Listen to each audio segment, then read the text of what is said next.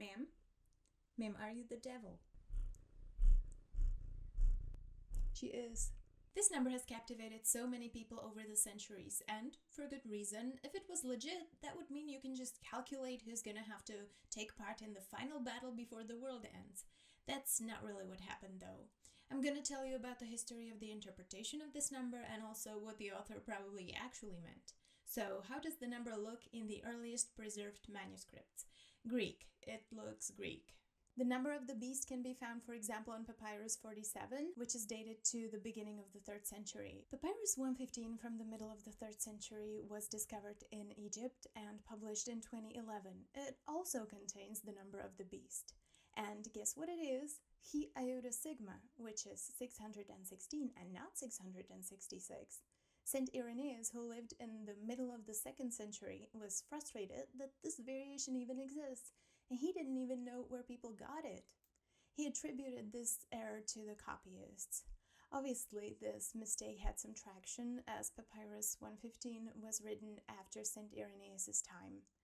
He was very concerned that people were mistranscribing this number because, for one, he was sure that that's not the right one, and also he was well aware of the notion that should anyone intentionally change anything in the manuscripts, the wrath of God will surely fall upon him. He was also not impressed with people trying to interpret who or what the beast even is, because, as he points out, so many names can have that numerical value. Moreover, another danger, by no means trifling, shall overtake those who falsely presume that they know the name of the Antichrist. For if these men assume one number when this Antichrist shall come having another, they will be easily led away by him, as supposing him to not be the expected one who must be guarded against. You should rather wait for the end to actually come than assume who it is. Saint Bede, the so-called first English historian, lived in the 8th century.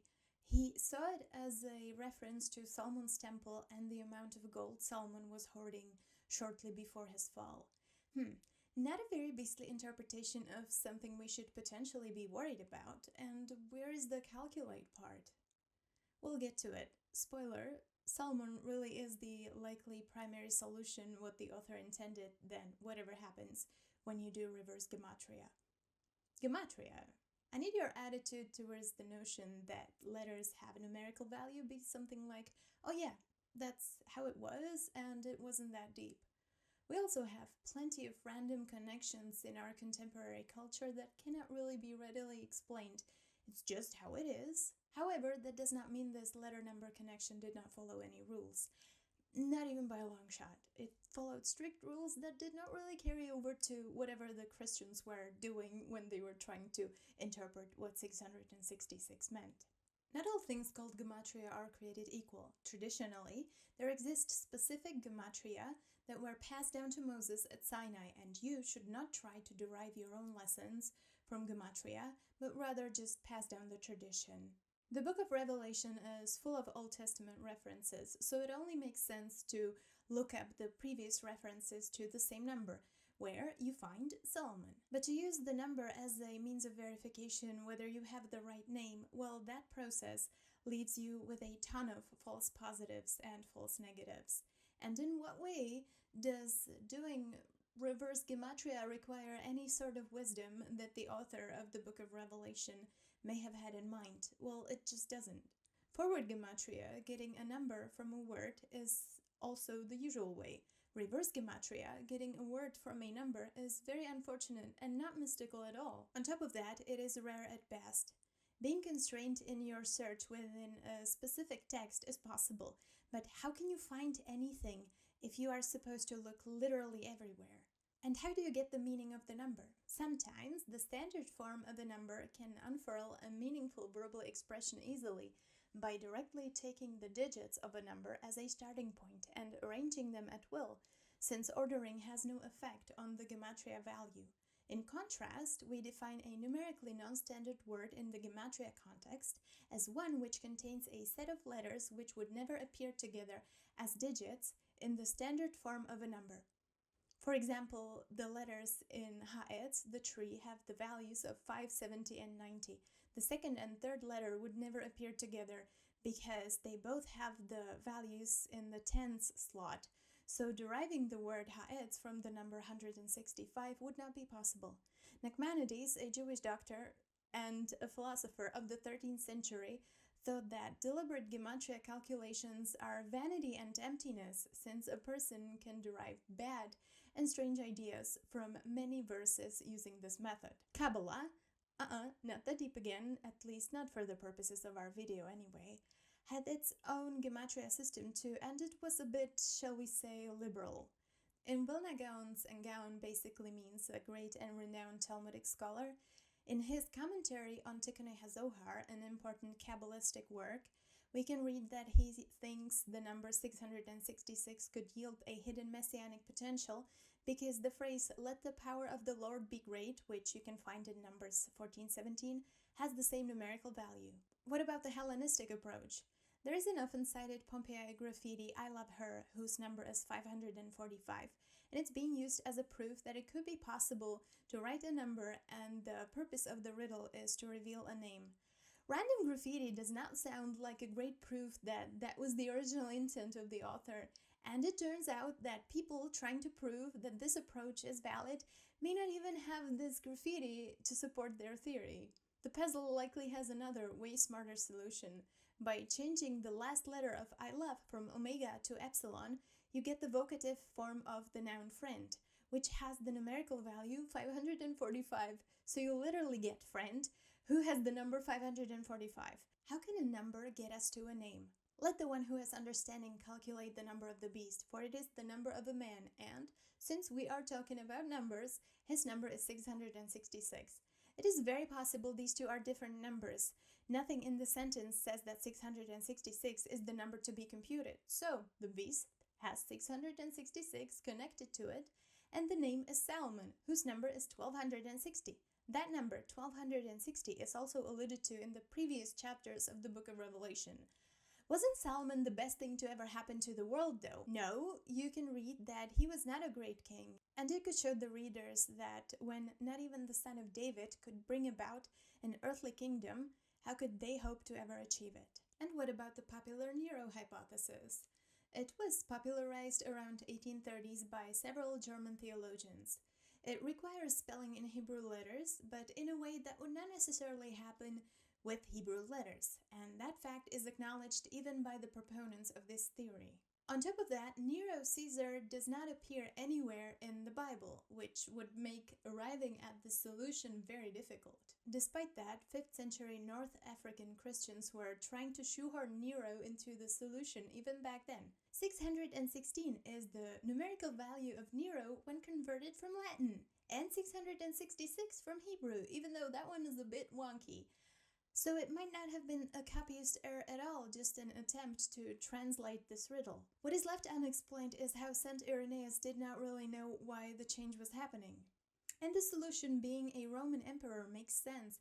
How can all the context point to Nero, and then suddenly, bam, we have Solomon? But why not both? Chapter 13 shows there are two beastly manifestations, one from earth and one from the sea. The beast from the sea makes war on the people from the outside, sea peoples, and the earthly beast corrupts from the inside. The description of the beast is quite vague, and you can see that the beast has many human characteristics because people suck. So it is only natural that it can apply to many people because people suck. Moving on, Martin Luther. In the early days of his career, he did not really put too much of his philosophical stunk in the book of Revelation. He did not want to participate in the rampant speculation of his time, so he was not trying to interpret apocalyptical writings like Daniel and Revelation. He called these enthusiasts superficial spirits and new quibble masters. In 1522, he almost totally rejected the book of Revelation because to him it did not reveal Christ. He found himself unable to interpret the meaning of the book, as he was expecting clear and concise words from Scripture. According to some scholars, it is even possible to interpret Luther's opinions as if he was considering the book of Revelation apocryphal. As the Turks besieged Vienna in 1529, the reaction from several theologians was to start interpreting the apocalypse as referring to the Turks, and he joined the fun this time. Whether he was directly influenced by them is speculation. Interpreting the book, he arrived at the conclusion that the beast in Revelation 13 is the Papal Empire and Imperial Papacy. What's interesting is, during the time when the Turkish threat was immediate, he considered the two beasts being related to the Pope, but in 1539, when the Turkish threat subsided, he wrote that one of the beasts is the Turk. His analysis of the number 666 was, "These are 666 years, for so long will the secular papacy last." His beginning of the secular papacy began in the year 800 with the crowning of Charlemagne, but he did not expect these years to be exact. But what he did expect was that the end will come during his lifetime. John Calvin never wrote a commentary on the Book of Revelation. If I may insult Thomas Jefferson with the title philosopher for the purposes of this video.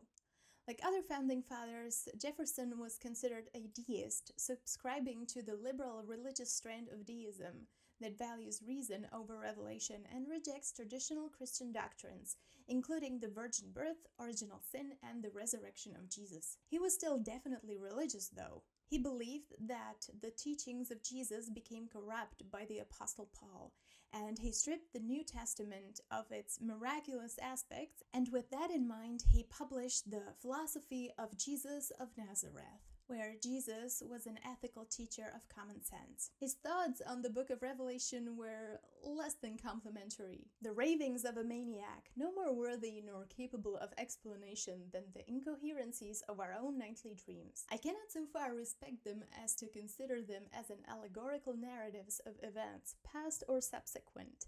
There is not coherence enough in them to countenance any suit of rational ideas. What has no meaning admits no explanation. Based. There is this ancient thought that I like, that the oldest generations were the most righteous, the smartest, just the best. And then, with each subsequent generation, we stray further and further away from perfection. Cyrus Ingerson Schofield. His Bible commentary crystallized the dispensationalist movement in North America. What did he say about Revelation 13:18? Nothing! Exactly nothing! It's not one of the passages that he commented on. What is dispensationalism? God deals differently with Christian church and with Israel. Book of Revelation is a future prophecy which conveniently just started happening.